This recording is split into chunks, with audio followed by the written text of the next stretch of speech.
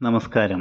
ഇന്ന് നമ്മൾ തിരുവനന്തപുരം ചെങ്കൽ മഹേശ്വരം ശിവപാർവതി ക്ഷേത്രത്തിലേക്കാണ് പോകുന്നത്. പ്രധാന ഗോപുരത്തിന് മുന്നിലായി വളരെ ഉയരത്തിലും നീളത്തിലുമുള്ള ഒരു നടപ്പന്തലാണ് നമ്മളെ സ്വാഗതം ചെയ്യുന്നത്. അതിന് ഇരുവശത്തുമായി പലപല സോവനീറുകൾ, അതുപോലെ ഭക്തി പ്രധാനമുള്ള വസ്തുക്കൾ മുതലായവ വിൽക്കുന്നതിനുള്ള വളരെയധികം കടകൾ ഇവിടെ സ്ഥിതി ചെയ്യുന്നു.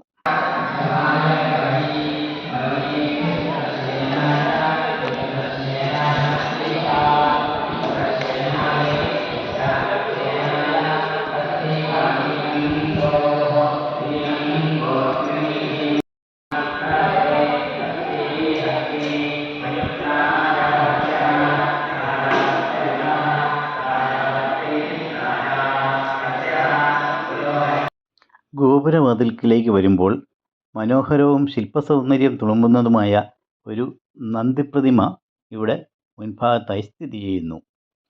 ഇവിടെ നിന്നും മുന്നോട്ട് നോക്കുമ്പോൾ രണ്ട് സൈഡിലും വലിയ രണ്ട് ഗജപ്രതിമകൾ സ്ഥിതി ചെയ്യുന്നു.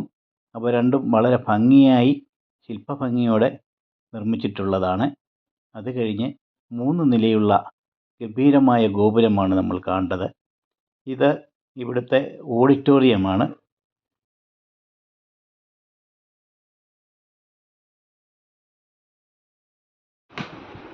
ഇവിടെ നിന്നും മുന്നോട്ട് നടക്കുമ്പോൾ തന്നെ ലോകത്തിലെ ഏറ്റവും വലിയ ശിവലിംഗം നമുക്ക് ദർശിക്കാനുള്ള ഭാഗ്യം ലഭിക്കുന്നു. അതിനു മുകളിലായി ഹനുമാൻ പ്രതിമയും കാണാം. ഇനി ഈ ക്ഷേത്രം നമുക്കൊന്ന് കണ്ടു നോക്കാം. ഗംഭീരമായ ഒരു 3 നില ഗോപുരമാണ് ഏറ്റവും മുൻവശത്തായിട്ടുള്ളത്. അത് കഴിഞ്ഞ് മനോഹരമായ നടപ്പന്തൽ, ധ്വജം, ബലിക്കൽപ്പുര, വളരെ കേരളീയ വാസ്തുവിദ്യയിൽ തീർത്തിരിക്കുന്ന മനോഹരമായ നാലമ്പലം എന്നിവ നമുക്ക് കാണാൻ സാധിക്കും.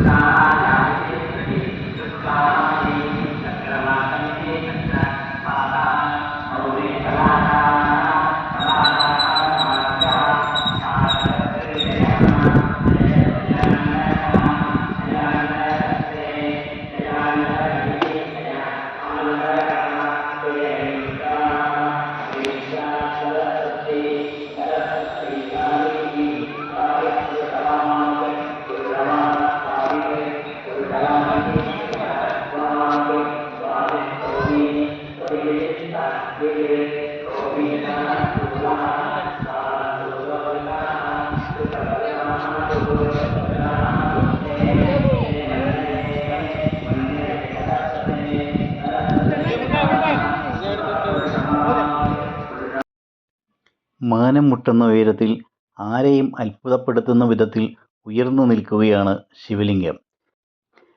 ഇതിൻ്റെ സമീപ പ്രദേശങ്ങളെല്ലാം തന്നെ പുൽത്തകിടികളും പൂച്ചെടികളും വെച്ച് മനോഹരമായി ഒരുക്കി വച്ചിരിക്കുകയാണ്.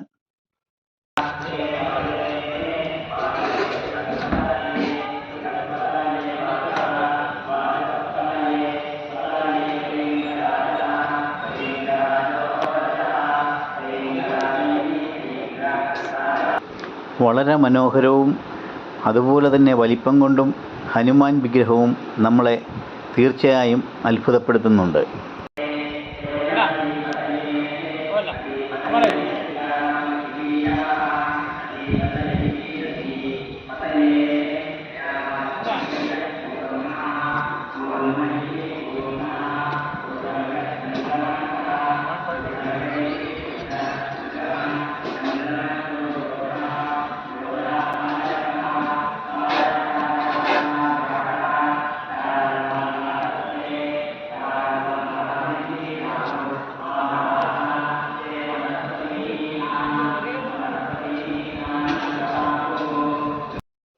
ഈ മഹാശിവലിംഗത്തിൻ്റെ ഉള്ളിൽ ഓരോ നിലയിലും മനുഷ്യ ശരീരത്തിലെ ഷഡാധാര ചക്രങ്ങളുടെ ശില്പരൂപങ്ങളും ശിവലിംഗങ്ങളുടെ പല പല രീതികളും കൂടാതെ വളരെ വിവിധ ദേവതാ ശില്പങ്ങളും ഒരുക്കി വച്ചിരിക്കുന്നു.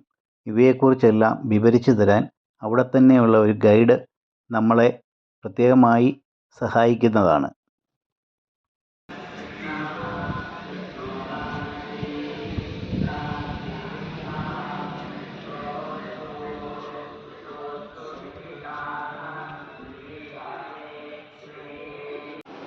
ഇവിടെ നിന്നും താഴേക്കിറങ്ങി ടിക്കറ്റ് വാങ്ങി മൊബൈൽ ഫോൺ അതുപോലെയുള്ള മറ്റു വസ്തുക്കളെല്ലാം അവിടെ സൂക്ഷിക്കാൻ ഏൽപ്പിച്ച ശേഷം വേണം ശിവലിംഗത്തിന് ഉള്ളിലേക്ക് പ്രവേശിക്കുവാൻ.